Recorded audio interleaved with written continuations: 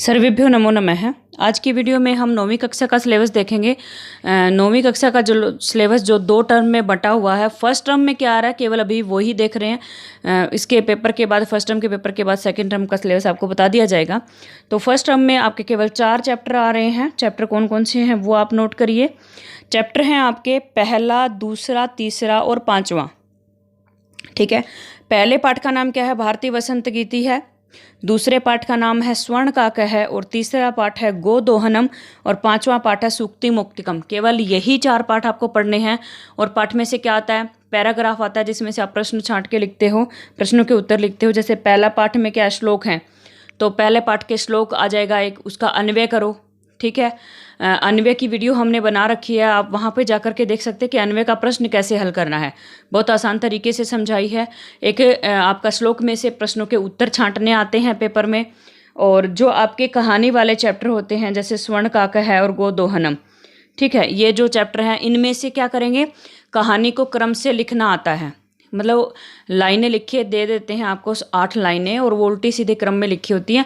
आपको उनको सही क्रम में सेट करना होता है। ठीक है। ये प्रश्न आता है, प्रश्न निर्माण आता है। लेसन में से ही प्रश्न निर्माण भी आता है। ठीक है।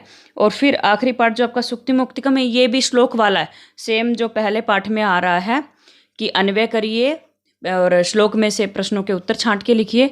ये सब आपके चैप्टर में से आता है। उसके बाद व्याकरण वाले पार्ट में क्या आ रहा है वो हम देखेंगे। व्याकरण में आपके सबसे 4 नंबर की संधि आपके सिलेबस में आती है। जो यहाँ पे लिखी है केवल वही पढ़ना, उसके अलावा ज़्यादा संधि मत पढ़ना। जैसे स्वर संधि है, स्वर संधि में कौन कौन सी आ रही है? दीर्घ, गुण और अयादि संधि आपके सिलेबस में केवल 3 संधि है। व्यंजन संधि में आपको केवल एक चीज़ याद करनी है, क्या कि तृतीय वर्ण की जगह पे प्रथम वर्ण की जगह पे तीसरा वर्ण कैसे होगा। जैसे आप वर्ग याद करते हो ना, कै वर्ग, च वर्ग, ट वर्ग, तो उसमें कै की जगह पे कै, ख, ग, ग तीसरा होता है ना, ग कैसे बनेगा। एक नियम तो ये याद करना है। और दूसरा, मैं के स्थान पे अनुस्वार, अनुस्वार क्या होता है? जो ऊपर बिंदी लग जाती है, कि मैं जो होता है उस मैं के स्थान पे कहाँ पे बिंदी बन जाएगी, अनुस्वार बन जाएगा।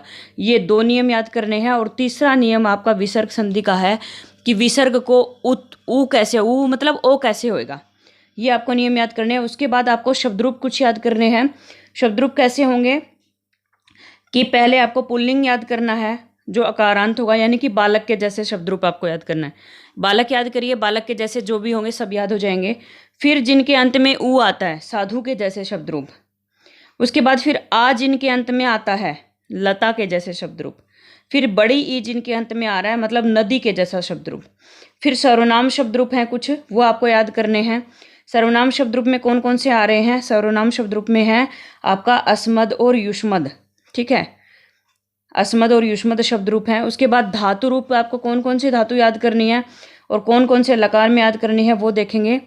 आपकी 5 लकार में कौन कौन सी धातु याद करनी है? पठ, गम, वद, भू, क्रीड, नी, दृश्य, अस, क्री, पा।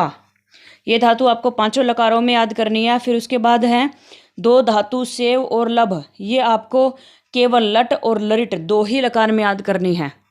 ठीक है। उसके बाद आपके सिलेबस में है कारक।